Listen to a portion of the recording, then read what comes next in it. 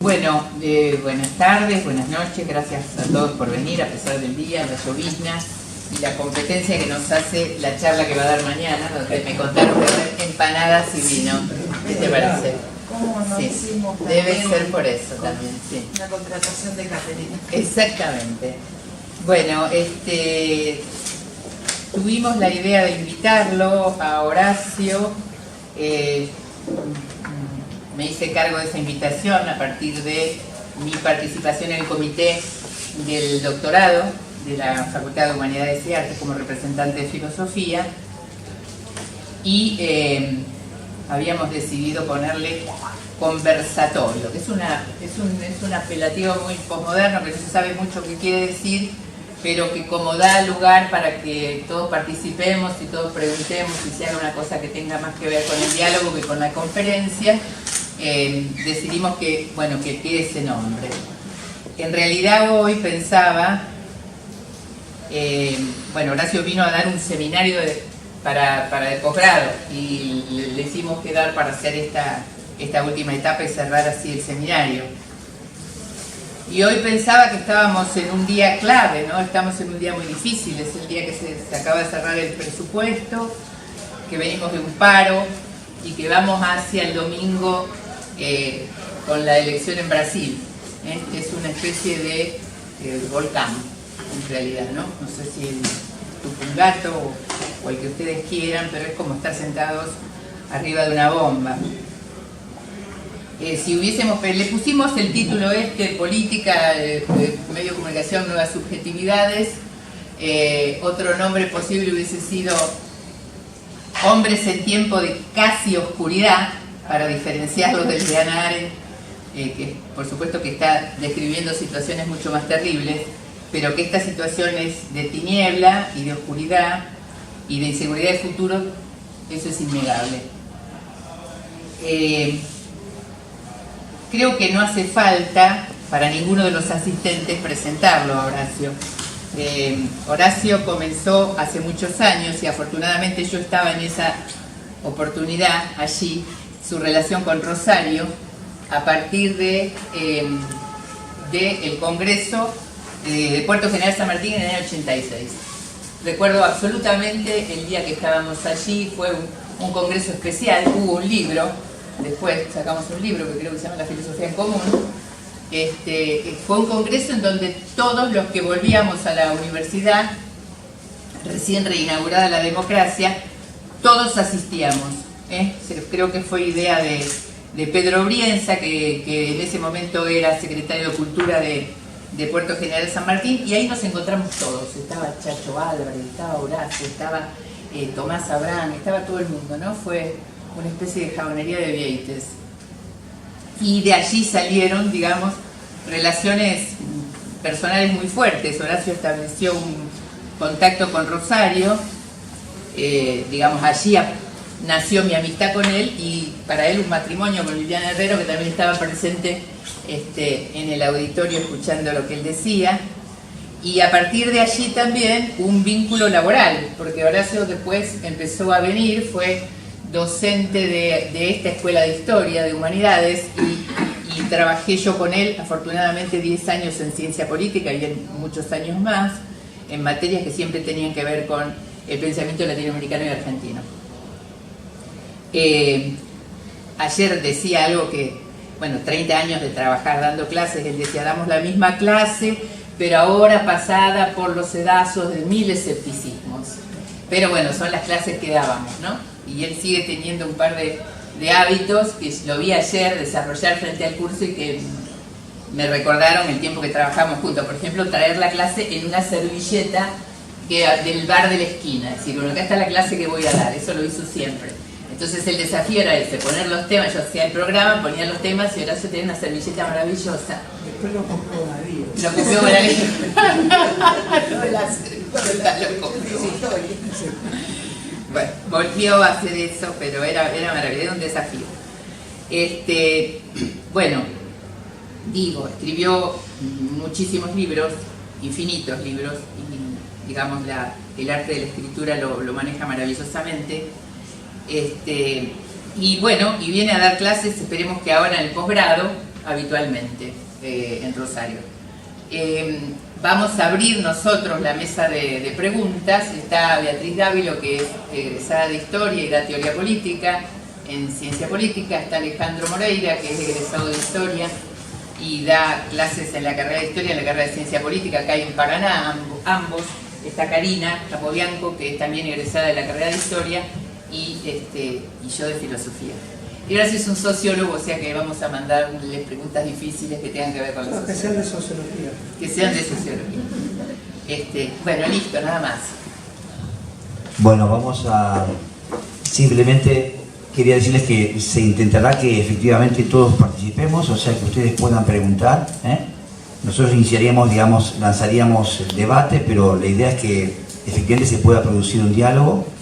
Yo muy brevemente quería, como para cerrar un poco la introducción de Silvana, hace unos años atrás, en 2016, hicimos un homenaje a Horacio en la Facultad de Ciencias Políticas con Sebastián Artola y la Cátedra de Proyectos Latinoamericanos y Argentinos, y simplemente quería aprovechar la oportunidad ahora que Horacio ha vuelto a la Facultad de Humanidades después de una buena cantidad de años para decir dos o tres cositas, en realidad hacer una breve cita sobre Horacio que pertenece a Alemán, justamente, a Jorge Alemán, y que me parece que sintetiza, digamos, todo lo que Horacio dejó para nosotros en esta facultad durante mucho tiempo, tanto en la Escuela de Filosofía como en la Escuela de Historia.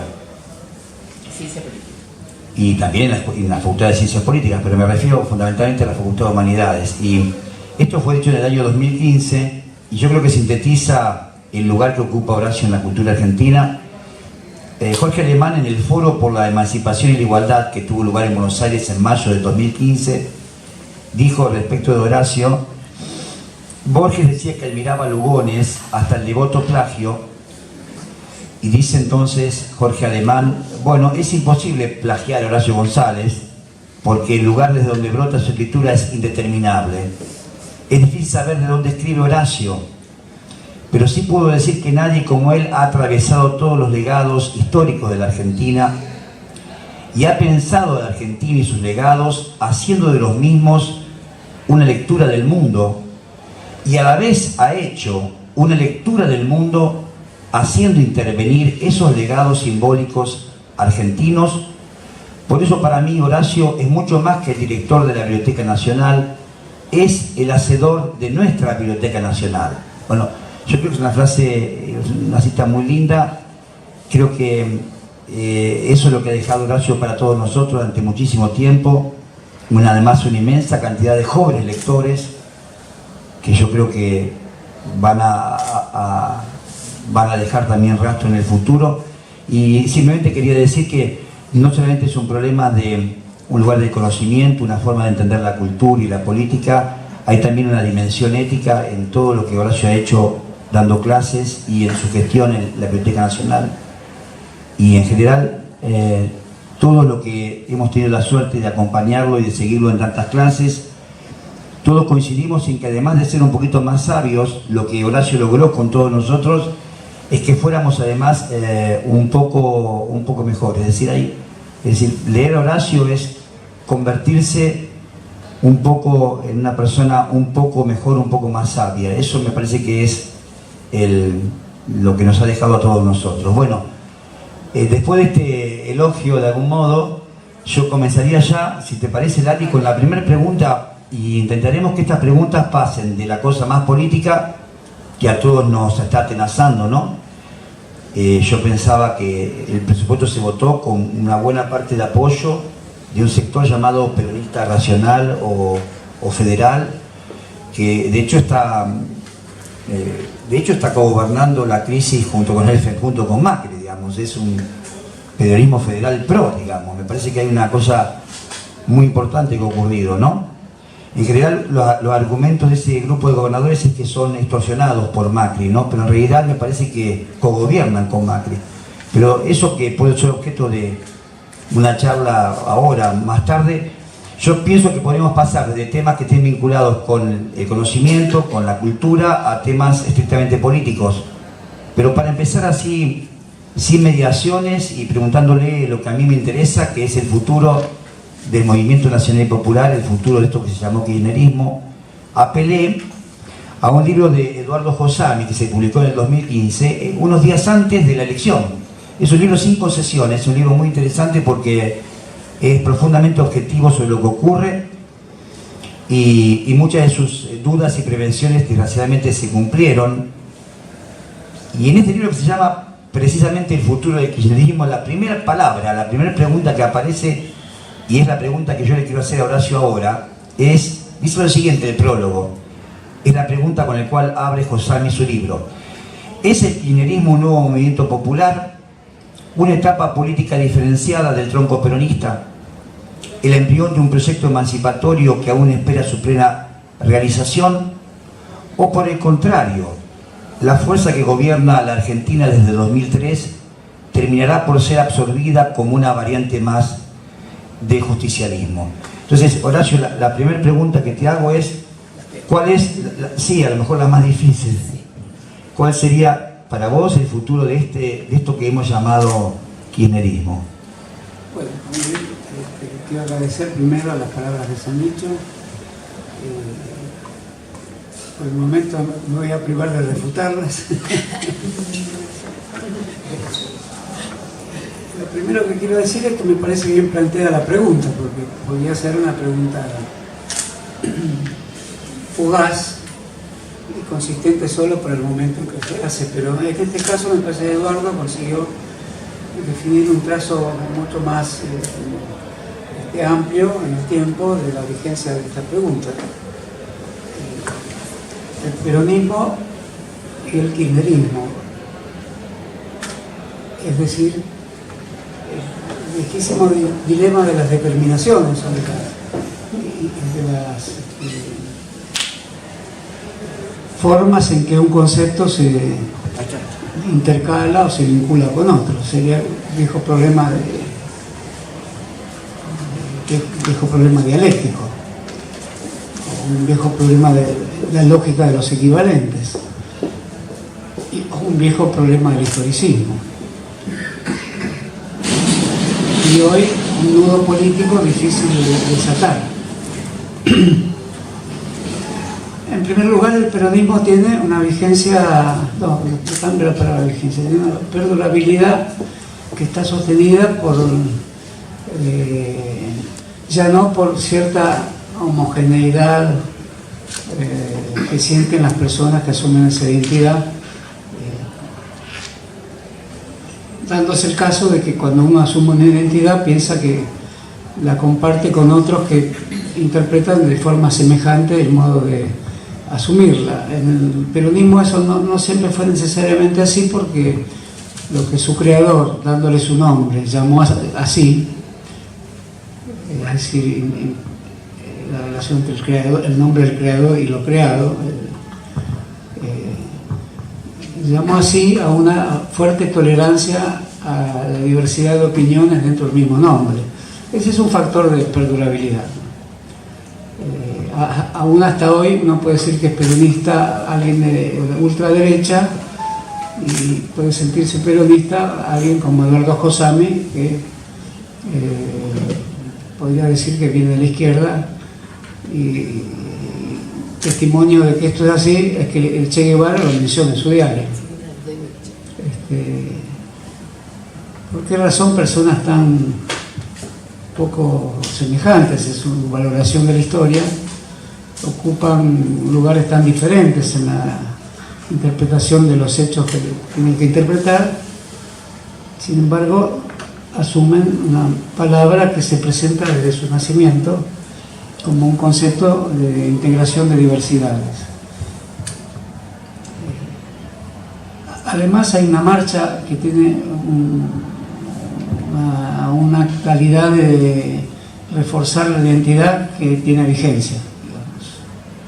Se sigue cantando, los viejos peronistas escuchan a Hugo del Carril con la Orquesta Sinfónica Nacional y algo reverbera en el aire, tiene blasones de todo tipo, simbología, podemos decir excesiva, pero no, si es que toda simbología no es un exceso, ¿no? Pero no en el sentido de que ampara a distintos sectores y deja a la libre interpretación como si fuera una iglesia protestante, digamos, una especie de neoluteranismo, deja a diversas interpretaciones ese tipo de blasones. Algunos no, por ejemplo el escudo peronista tiene un sabor muy unívoco porque es un calco del escudo nacional, que es ovalado,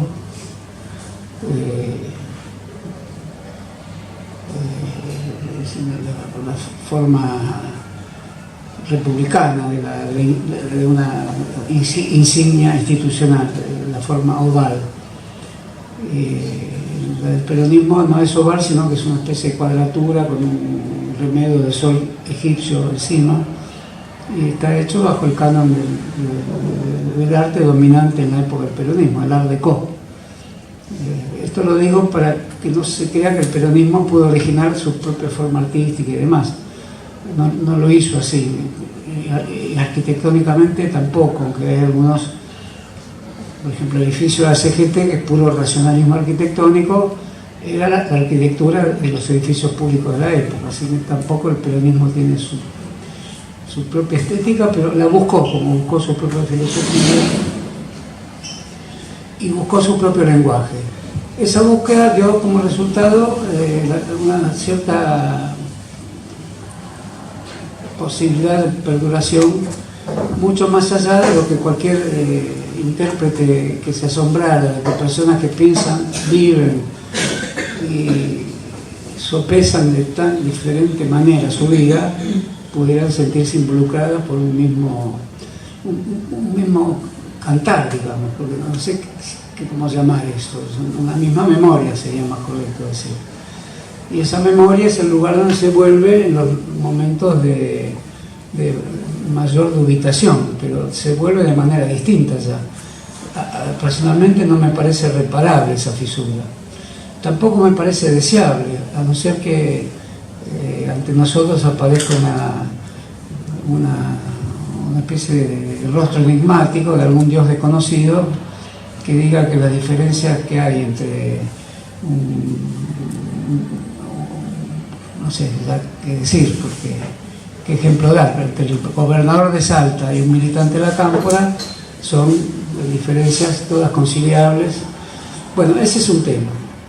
Evidentemente han pasado muchas cosas que nos harían responder que no son diferencias resolubles por las vías comunes de la aceptación de una identidad que mantiene los lazos internos que la hacen considerar viable para verificarse en el modo en que las personas la invocan en su juego real de compromisos.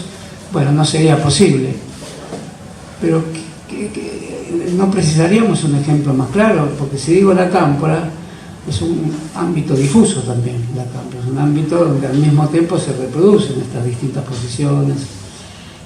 Si se mantiene unida es porque además tiene otra función específica, que es como un sector específico que responde directamente a la expresidenta, cuyo representante máximo es su hijo. Por lo tanto hay ciertos vínculos que no hay que desdeñar, son vínculos que mantienen una identidad bajo una fuerte resistencia a ser cuestionada ante su eventual disgregación.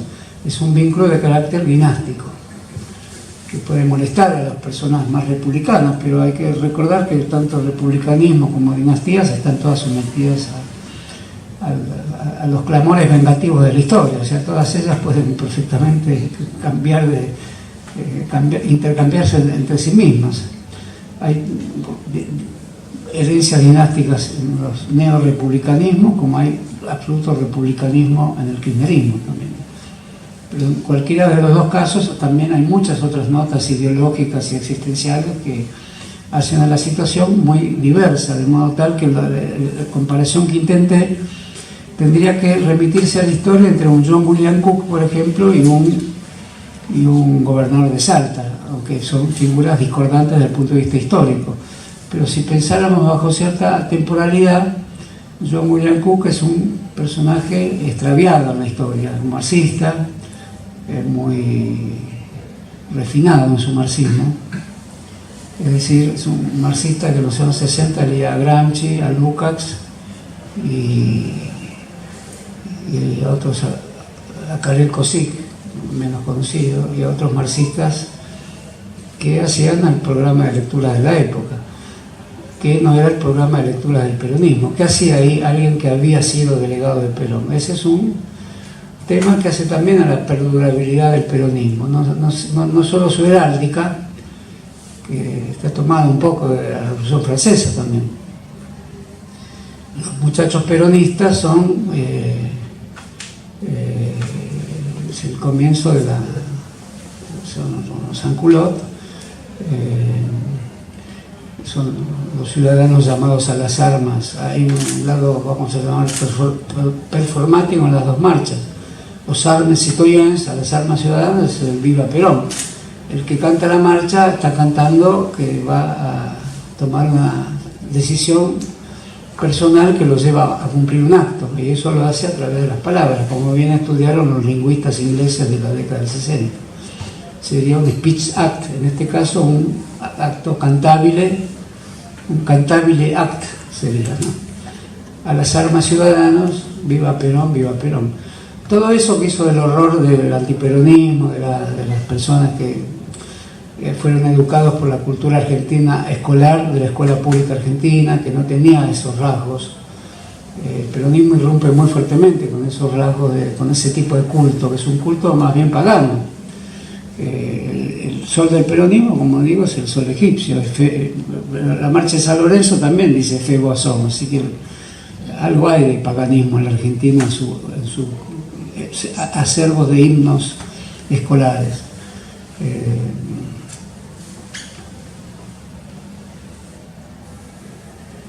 En ese sentido, digamos, la monumentalidad del peronismo, su fervor por los actos de masas, de los que Perón era devoto, pero no tanto como el hecho de haber pronunciado su famosa frase que se calla el del bombo.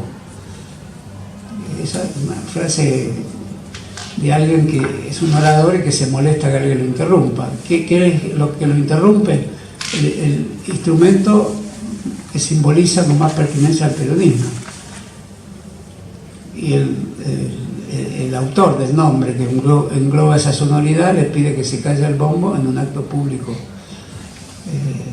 Me acuerdo que hubo épocas en que se remedaba con la propia voz de Perón, que también es muy remedable. Era otro factor, llamémoslo identitario, entre la militancia.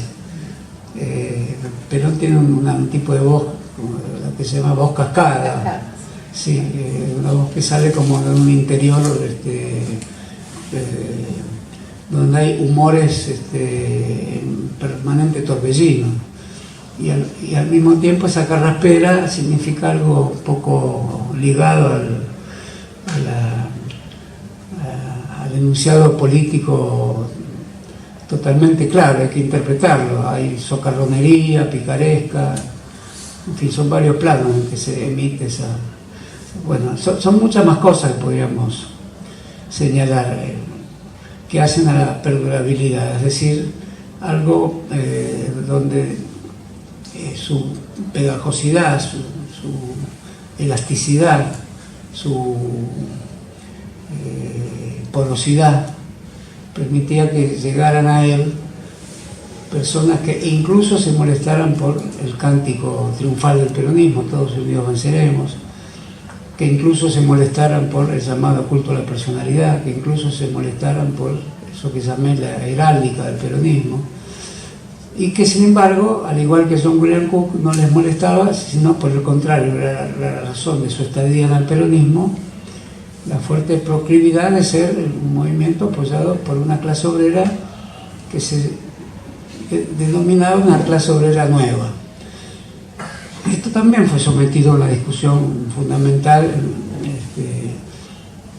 los años 60 respecto a si era una clase obrera nueva, por lo tanto el peronismo gozaba de una capacidad de provocar la continuidad en la historia de un sector que venía del interior del país y por lo tanto ligado a tareas no industriales en la gran ciudad, donde se convertían en el sostén de una industrialización modernizadora. Y el peronismo aparecía para ese tipo de izquierda que así lo interpretaba como una microcélula de la revolución industrial, tal como la comenta Marx en algún capítulo del Capital. El cercamiento de los campos, la crisis agraria, la desocupación en el mundo campesino y el comienzo de la necesidad de un trabajo de baja paga en las grandes ciudades a los costados de los ríos. De ahí la proletarización del campesino. Un proceso que llevó más de un siglo en Inglaterra, había llevado una década en Argentina.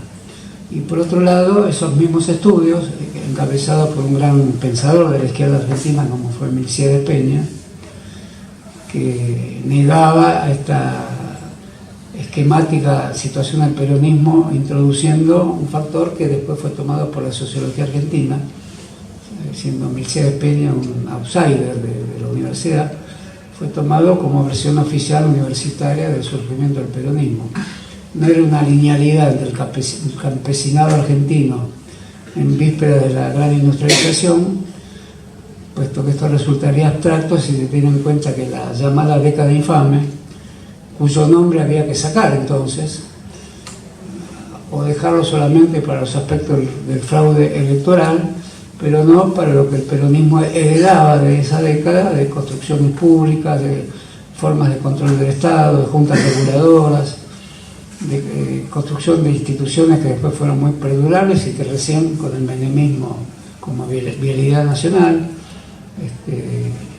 YPF no es de la década infame, pero se desarrolla durante los años 30, que son los años de Mosconi y de Sabio, que intenta la industria pesada, de modo que entre el general Justo y Perón habría más relaciones de los que imaginaron los peronistas, que vieron al peronismo como la respuesta popular al elitismo político de un sector del ejército y un sector del socialismo y un sector del conservadorismo, cuyos personajes principales eran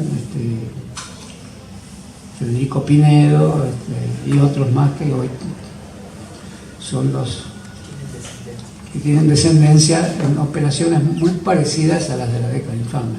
Sé que es una descendencia, aunque pobre, para jugar el macrismo hoy, porque un Federico Pinedo no es suficiente elemento para juzgarlo como la continuidad del general Justo, ¿no? Pero lo cierto es que el peronismo tiene dos interpretaciones. La peronista clásica no se quiere ver interferida por un antecedente tan fuerte como la intervención estatal de los años 30, que fue muy fuerte. Querría que el ingenuo campesinado se convierta en el ingenuo proletariado que hace sustituir la ciencia del proletariado por la sentimentalidad proletaria alrededor de sus líderes.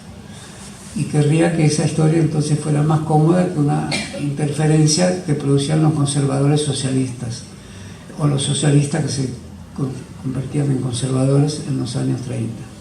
Esa es una discontinuidad que el peronismo no tiene la vocación de aceptar necesariamente. Y la otra situación respecto de eso es la misma pregunta que se hace el peronismo de cuándo surgió y cuándo nació, es decir, su epifanía, digamos.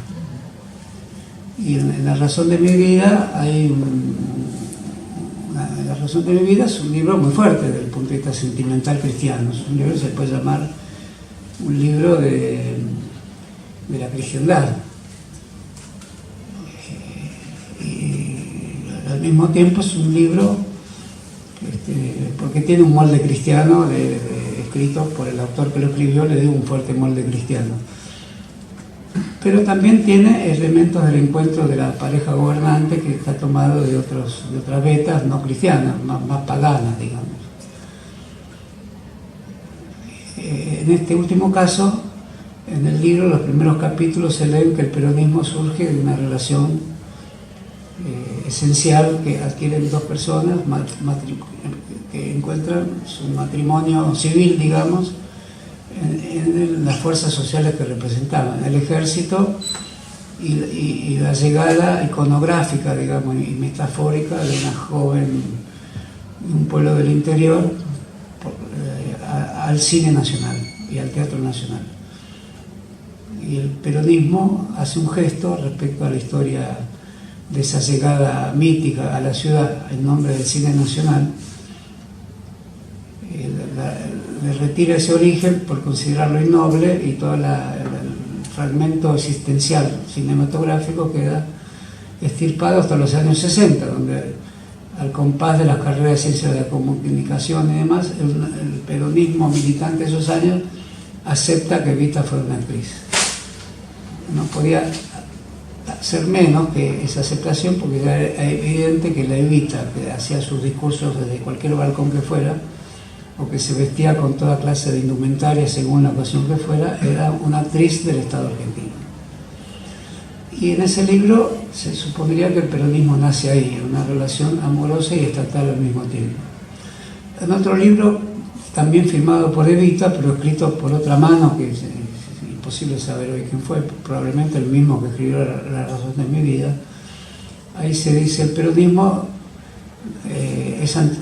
tiene antecedentes, no vamos a pensar que nació en 1945, es la versión contraria, la versión más epifánica, digamos, corta en dos la historia, en la oscuridad del 45 hacia atrás y la luz del 45 hacia adelante.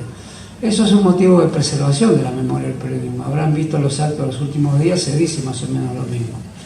En el libro llamado Historia del peronismo, que los historiadores no deben de lidiar, porque son libros de propaganda política oficial, escritos no por quien lo firma, a pesar de que se puede decir mucho respecto a que si es asumido de algún modo de que él no lo escribió.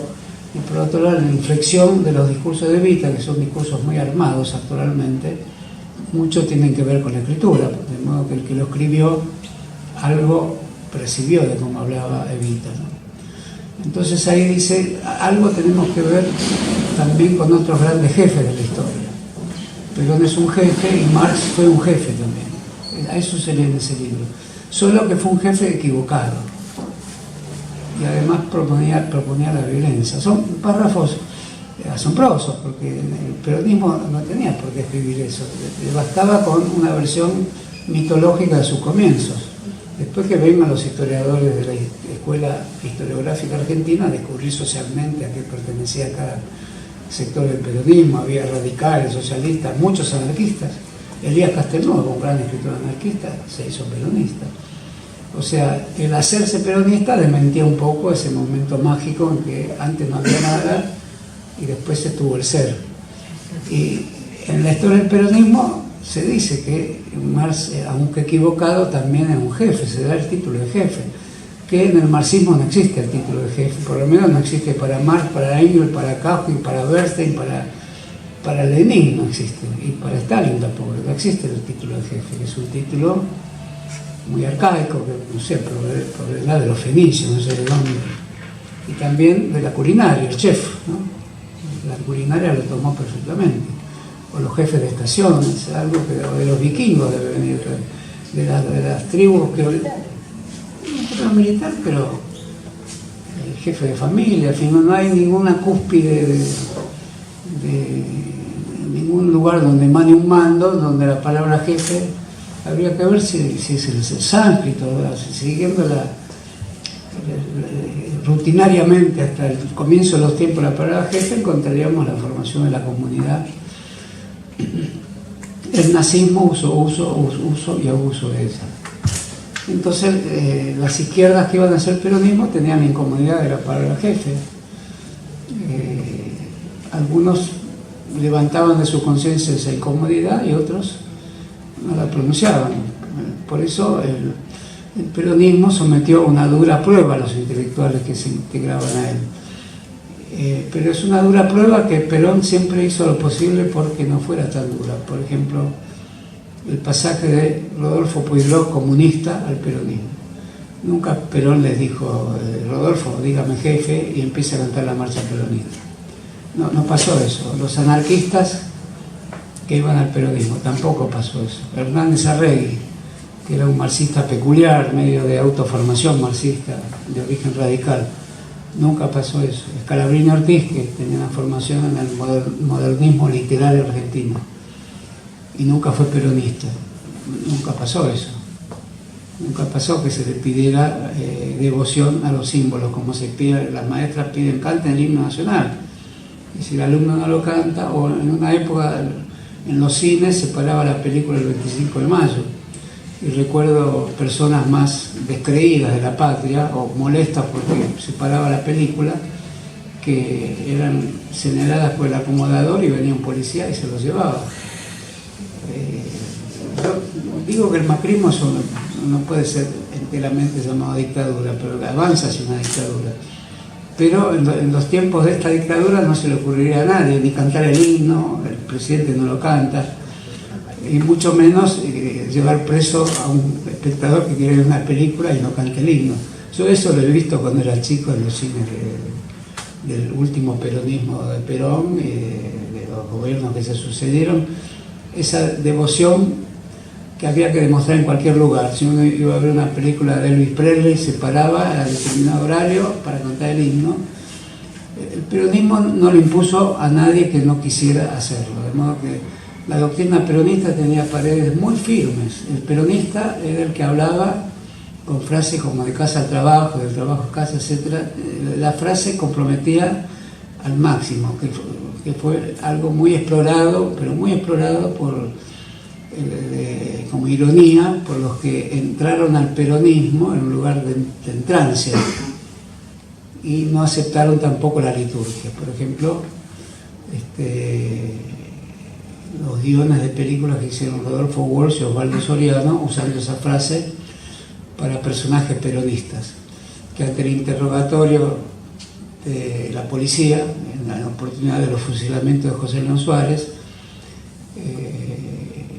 no en Operación Masacre, pero sí en el guión de la película de Operación Masacre, Walsh le hace decir a un personaje interrogado por el policía sobre cuál es su ideología, dice, no, yo ninguno, yo voy del trabajo a casa, de casa al trabajo. Entonces, yo siempre fui peronista. O sea, la forma de que se descubría fácilmente que era peronista era la frase con la cual negaba no ser nada más que un hombre de trabajo. Eso es muy profundo en el peronismo. O sea, el peronismo saludó la indiferencia social, la indiferencia política. Porque es un poco lo que pasa con Gran Barba, porque la indiferencia política garantizaba que si el Estado era el Estado peronista, todo indiferente era peronista, y de ahí era que todos eran peronistas. La indiferencia era peronista. En los años del kirchnerismo surgió un poeta mendocino, Godoy, muy interesante, con los poemas panperonistas. Caminar es peronista, comer fideos con tuco los domingos es peronista, resfriarse es peronista, gritar los goles de Racing, de Boca, de River es peronista, pelearse con la novia es peronista. Es decir, era muy gracioso el poema porque cumple con un deseo del peronismo de que las piedras son peronistas, la naturaleza es peronista, y si el día es de sol es un día peronista. Entonces todo eso es muy profundo en la locuacidad argentina. Eso hace una identidad que no vamos a romper fácilmente los que nos tienen las pelotas por el suelo, el peronismo, el panperonismo, y que tanto como el macrismo pueden perfectamente dar el golpe final que declare terminado el ciclo de la nación argentina. Eso es lo que puede pasar en esta historia. Perfectamente lo puede hacer el macrismo con este sector del peronismo. Entonces hay que decir del peronismo otra cosa. Esa otra cosa es que es una memoria válida para la composición de un gran frente social y político en la Argentina, que el kirchnerismo, que no tiene ninguno de estos blasones, el kirchnerismo no tuvo texto, cantó la marcha peronista, hoy más que antes. Me acuerdo de un acto, una obra sanitaria en Buenos Aires, donde estaba hablando Cristina y a la media hora me preguntó, che, no nombraste a Perón. El muchacho ahí. Claro, no nombró a Perón. La verdad, Era verdad. Sí, se podría decir que la indiferencia por el nombre hacía que todos tuvieran ese nombre. Es decir, que cuando alguien diga a mí no me interesa la política, es una palabra del peronismo. No interesarse por la política es peronista. Ser alguien interesado en la política es peronista. Negar al peronismo es peronista, como esa poesía. Bueno, a partir de ahí Cristina lo nombró 2 o 3 veces, pero no debatió a fondo lo que de algún modo podría haber encerrado el peronismo. Y termino, pues ya es muy largo, si no voy a negar el conversatorio. Claro, La segunda te pregunta. iba a decir, tenemos que pasar a la segunda pregunta. Voy a caer en la abominación de un conferenciatorio. Es un conferenciatorio. Entonces lo que plantea Cosame acá es muy interesante porque es lo que está ocurriendo ahora. Y yo creo que es lo que ocurre en la conciencia cristina también. O rompe con las estructuras del Partido Justicialista, que de hecho algo de eso ya hay, formó otro partido, y no rompe con aquello que sea más válido de la memoria peronista, no la memoria en abstracto, sino la memoria peronista, donde está la cosa reluciente pero dramática de sus mártires. Que ahí hay un problema también. La UOM tiene muchos mártires, la Unión Obrera Textil también tiene muchos mártires, y son mártires de la lucha interna.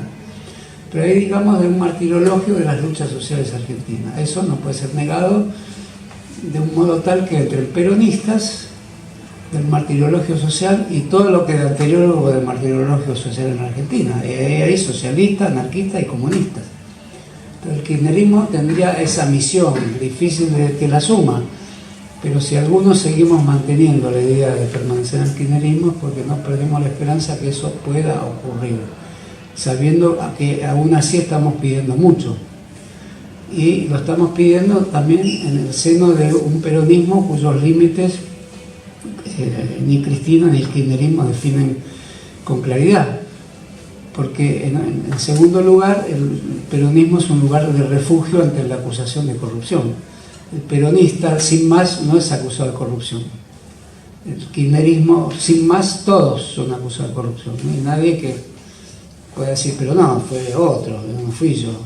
La categoría de corrupción, que es una categoría totalizante y teológica, abarca a todos. La única que no puede volver al peronismo es Cristina, todos los demás pueden volver al peronismo. Y encontrarían ahí la inmunización ante lo corrupto o no que hayan sido. Se inmunizarían totalmente porque empezarían a participar de un juego político donde podrían formar ese frente panperonista con la abstracción necesaria para seguir cantando la marcha peronista, a la que las últimas estrofas que se le agregarían, en vez de ayer fue la resistencia, y hoy Montoneros y FAR, etcétera, etcétera, sería ayer fue la resistencia y hoy es el Fondo Monetario Internacional.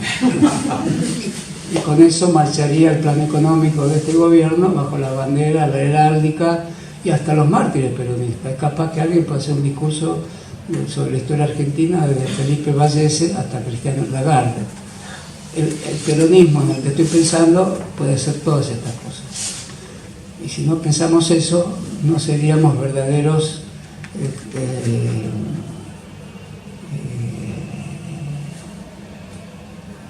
o aptos analizantes o reflexionadores, no sé cómo decirlo, hermeneutas de la condición peronista, que es el problema político, no económico, pero el problema político crucial de la Argentina.